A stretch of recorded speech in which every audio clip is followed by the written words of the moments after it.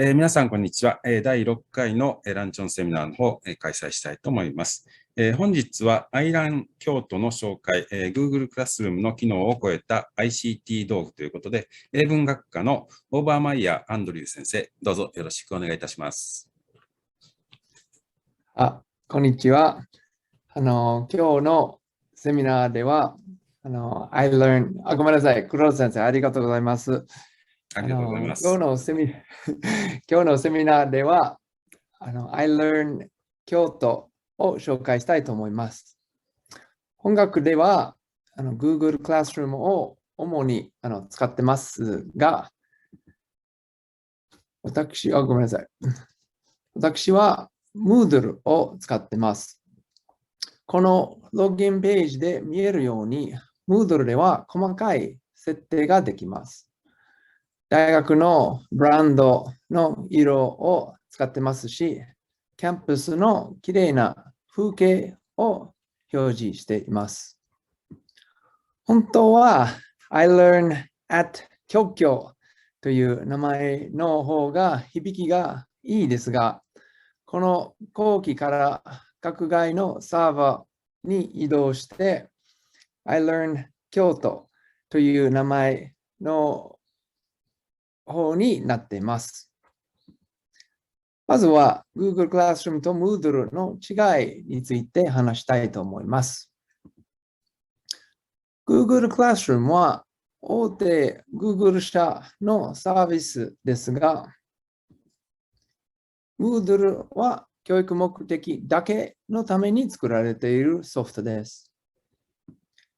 管理の面では Google 社がサイトを運営しますが、Moodle はオープンソースですので、サイトの多くの管理は両者の責任です。メリットとしては、Google Classroom では Google Meet、Google Docs、Google Forms などたくさんのサービスが使えます。Moodle のメリットは自分の教育ニーズに合わせて対応できます。わかりやすい例で言うと、Google Classroom は出前料理みたいに便利で手間がかかりませんが、形が決まっていて、あんまり融通が効きません。Moodle は手作り料理みたいです。手間がかかりますが、道具や材料が残り、長い目で考えると効率と効果がいいです。ですので、短期間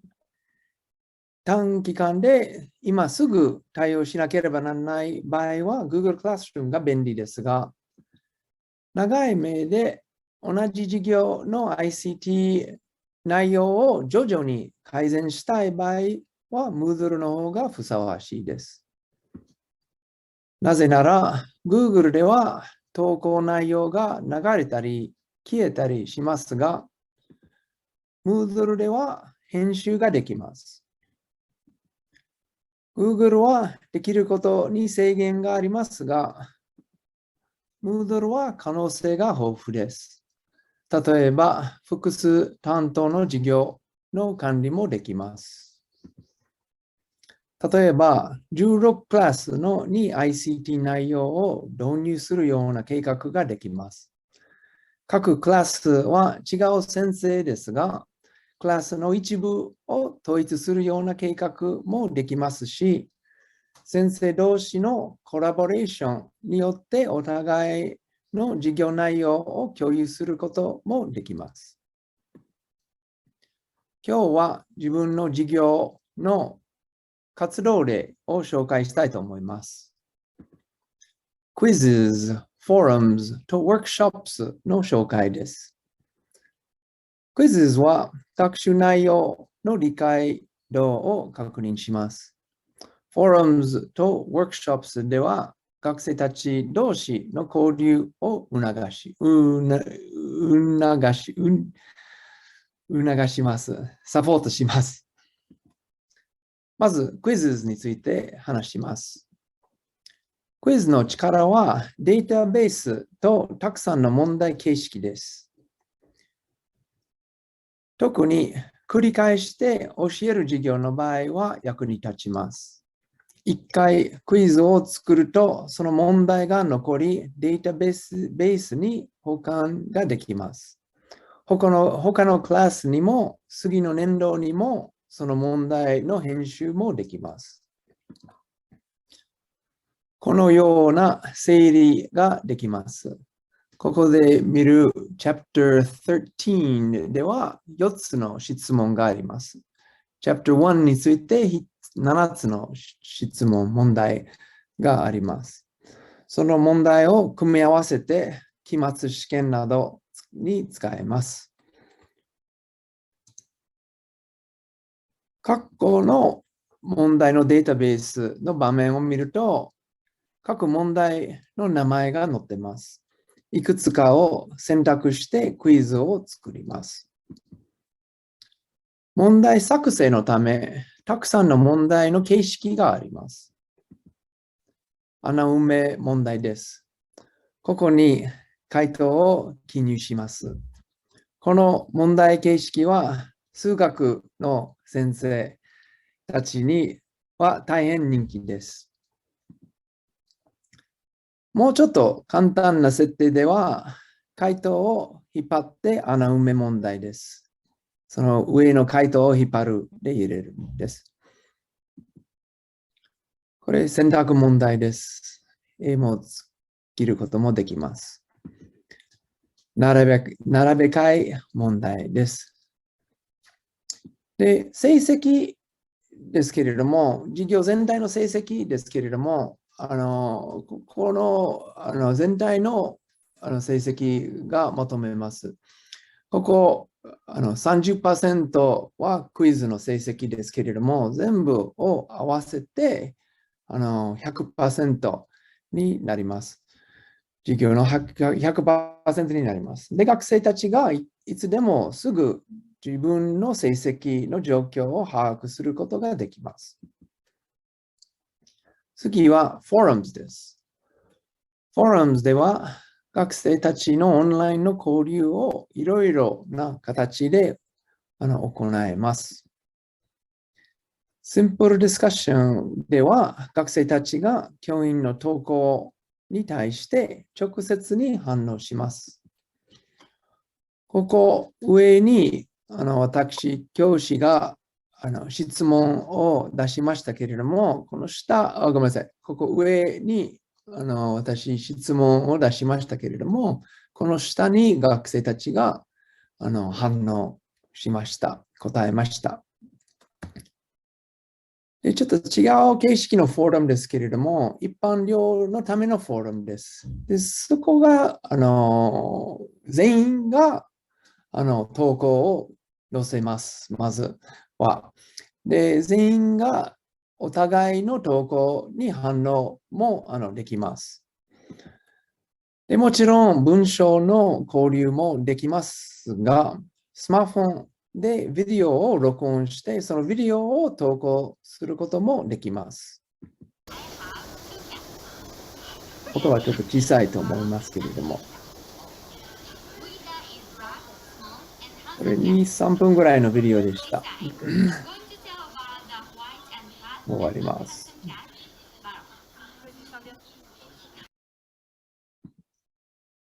このように学生たちが課題を提出して、さっきのビデオもこの中にありますけれども、さまざまなディスカッションを始まります。投稿の内容と名前が載ります。学生たちは興味あるトピックに対して自由に反応と返信ができます。返信の欄はここです。で、学生たちの返信の数も見えます。さっきのビデオを見て、この感じで学生たちがお互いに交流しました。フォーラムの評価によって、私が参加の具合を促します。最後はワークショップスについて説明します。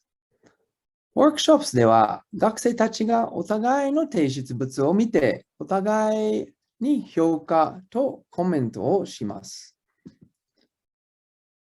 発表のためはワークショップスは大変便利です。例えば、100人の発表をこの機能を使って、お互いの発表の動画に対して評価とコメントを宿題してできます。まず、これ2回目やりますので、まず去年の発表を例として見せました。ちょっと見てください。こうやって入って、去年の発表、去年のベストの発表を10個ぐらい並べました。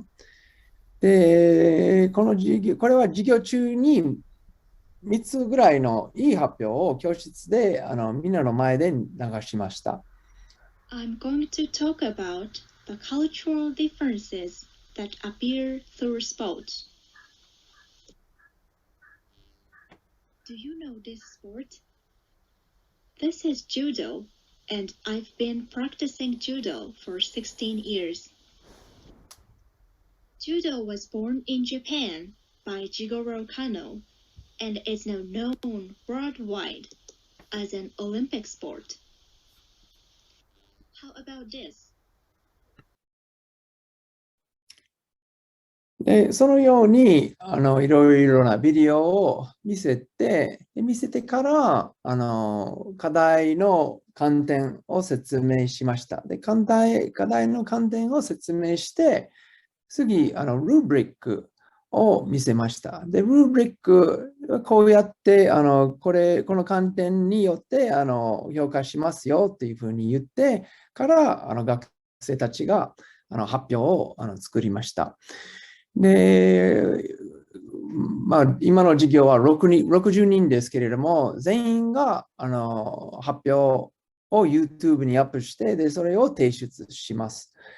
で、それで全員が互いの見えるのは見えるけれども、でも1人が60の発表も見えないけれども、1人が10個ぐらいの発表を見て評価するというような課題ですけれども、でこの感じで振り分けます。お互いを評価し、コメントします。教員は全体を見て、どのようにお互いに評価しているのかを監視できます。そして全員がちゃんと評価しているかどうかも確認できます。ここでちょっとオレンジの学生はちょっと見えますけれども、彼はあまり評価はしてない。けれども、この人は全部評価していますっていうことで、この人の評価は72です、ね。全体的な平均は72です。で次は彼の評価は結構きちんと評価してますので、20点満点にしました。そういう感じでワークショップの運営をします。で、論文作成のためにもワークショップは大変効果的です。学生たちがお互いの論文を読み、お互いに細かいコメントや指摘ができます。教員の負担がだいぶ減りますし、最終的な提出物の質が上がります。論文のルーブリックは発表より細かいです。この項目に沿って書きますし、お互いの論文も評価しますので、論文の書き方が身につくようになります。学生たちが直接 Microsoft Word の中のコメント付きの論文を本人に返すこともできます。このように1回目はお互いを評価する流れでいくと、学生たちが先生に提出する前に多くの編集ができ、最終の論文の提出物の質が大変良くなります。以上、quizzes と forums と workshops について活動例を説明しました。quizzes のメリットは、講義内容や宿題の理解度の確認ができます。forums のメリットは、気軽に交流ができます。で、ワークショップのメリットは、学生たちがお互いにフィードバックと評価をすることによって、学習目標が明確になり、最終的な提出物の質もだいぶ上がります。以上、iLearn 京都の一部の紹介をしました。他の機能もいっぱいありますので、お役に立つと思う方はお声をかけください。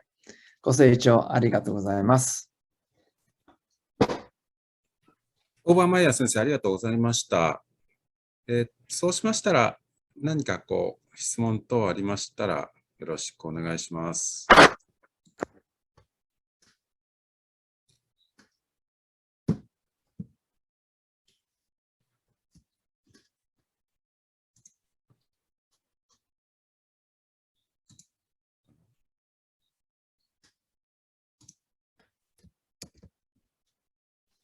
浅井先生。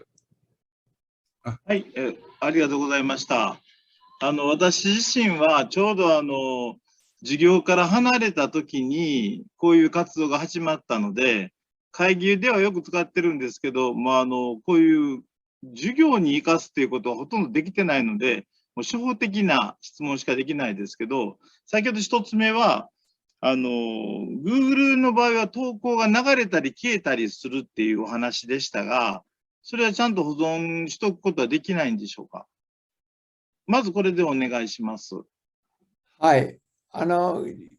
Google は、保存は少しはできる。少しはできるけれども、Google はちょっと Facebook みたいなストリームですので、な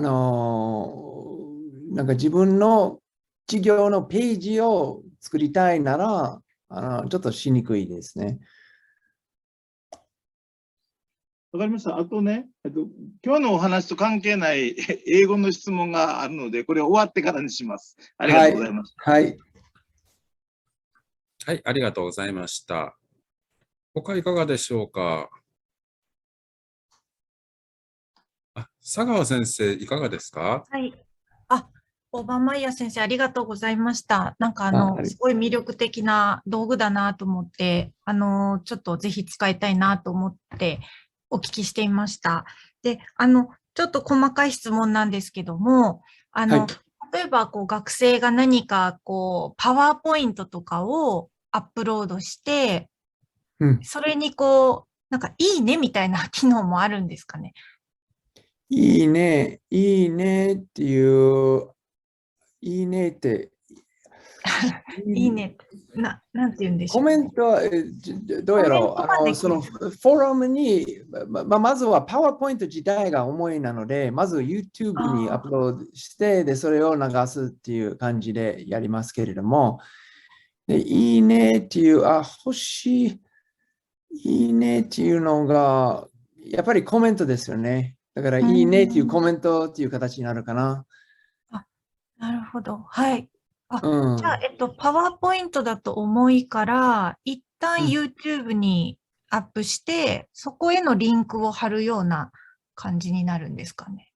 そうですね。だいたい2、3段階があるんですよね。まず、パワーポイントで自分の発表を録音します。で、パワーポイントの中に録音して、で、それをビデオとして保存する、パワーポイントから。で、保存したビデオを YouTube にアップロードして、すごく軽くなります。で、YouTube はそういうビデオを撮影するための機能ですので、そういうリンクを貼ればいいです。で、YouTube は結構Moodle と共有が強いので、さっきみたいにきれいに見えますよね。最初から出ます。だから結構 YouTube が結構使いやすいです。なるほど、ありがとうございます。あとなんかこう、論文の、相互コメントみたいな、はい。学生同士でピアレビューみたいなことできると、すごく卒論が楽になりそうだなと思って、はい、はい。いいなとぜひぜひ、ゼ思います。ミにはすごくいいなと思います。はい、ちょっそう。と、もう一つ質問があるんですけども、はい。ここにこう学生を入れるとき、はい。これ使ってみたいなと思って、こう学生をこう、はい。アカウントを作るみたいなのはどういう手そう、続きが必要？学生たちが、Google、さっきのページを見て、Google の、リンクを使って、ちょっと待って、ちょっと共有しますね。うん、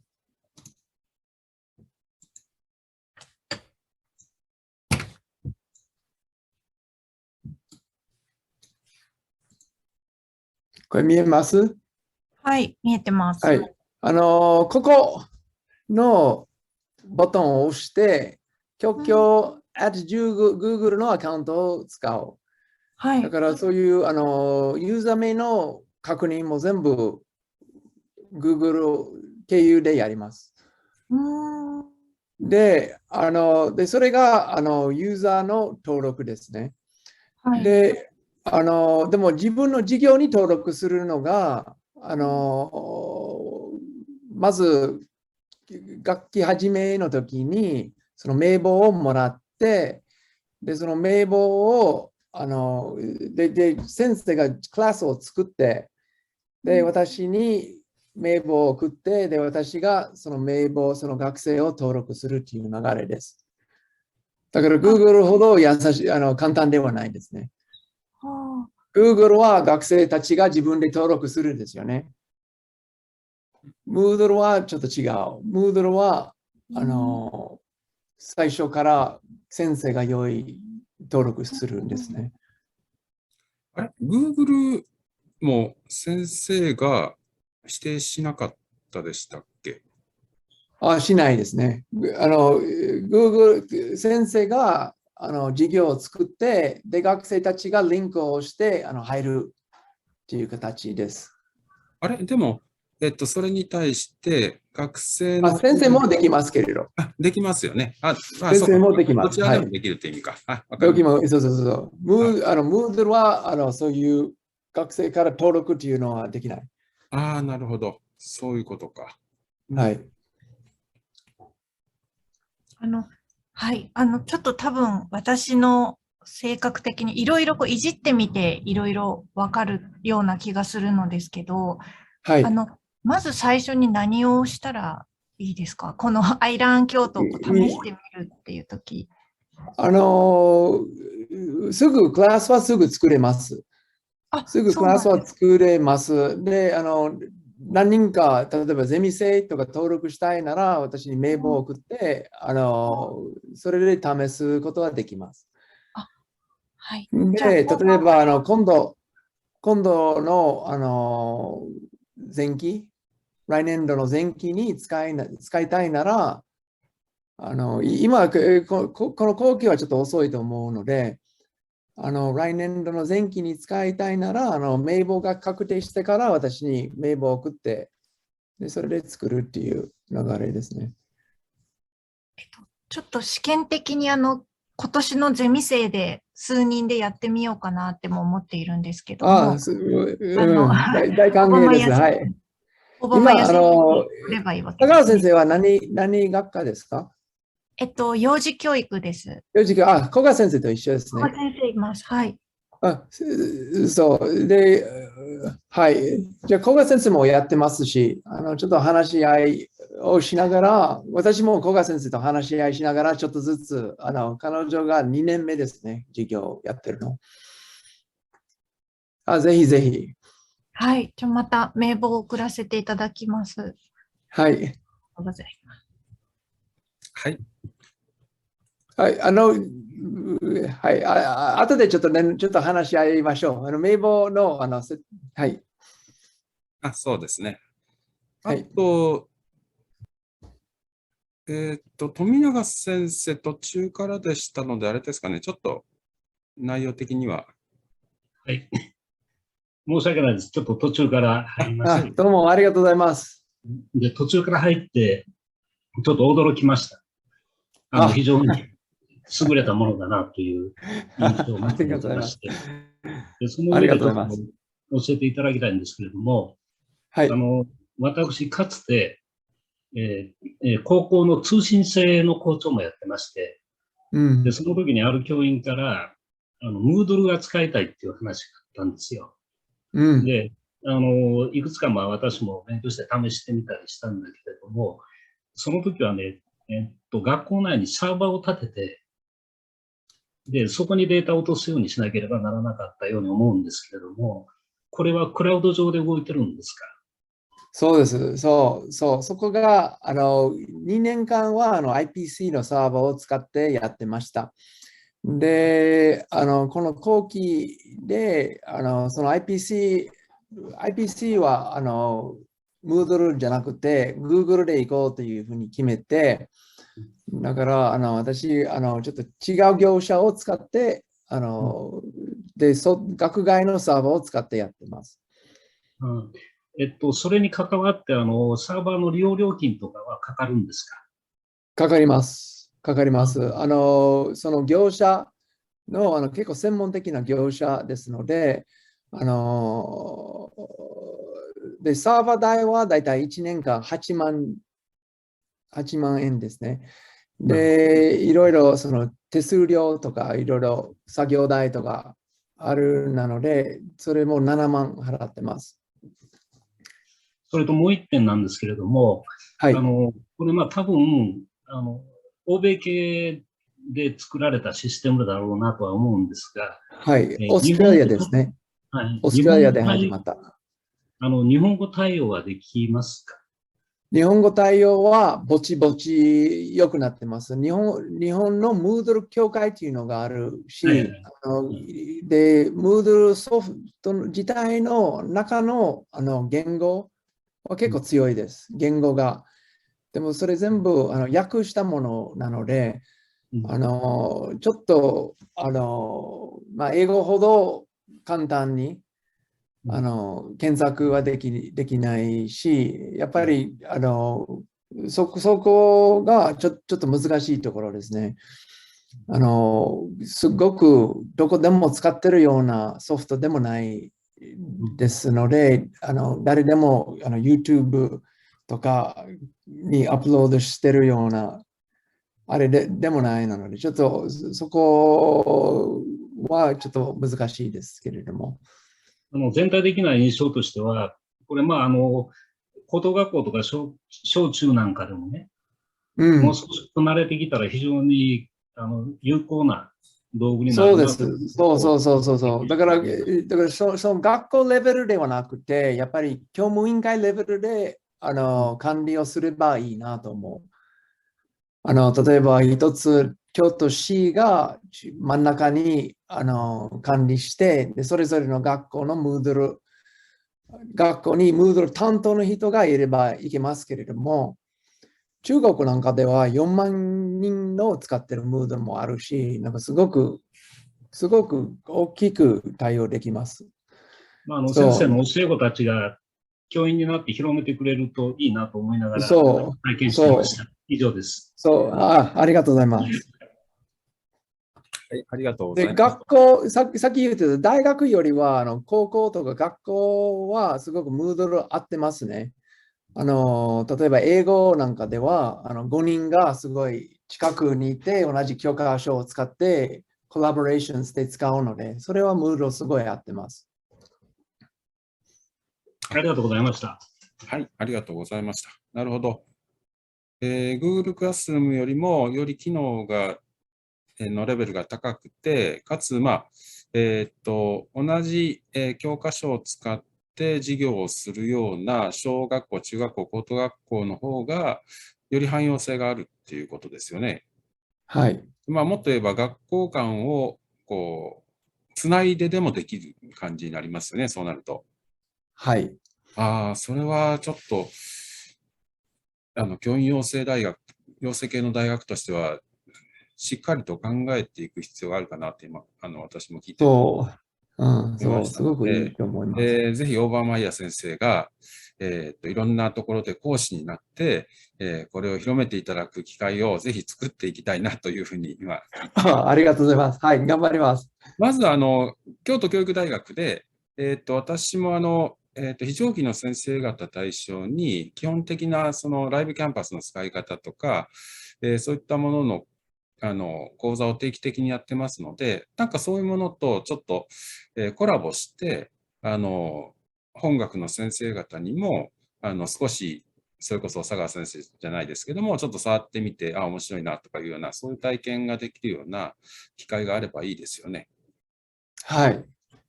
ぜひ、浅井先生にお願いしようか。はい。と思っていますけれども。はい。はい。じゃあ、皆さんよろしいですか。それではどうもありがとうございました。ありがとうございました。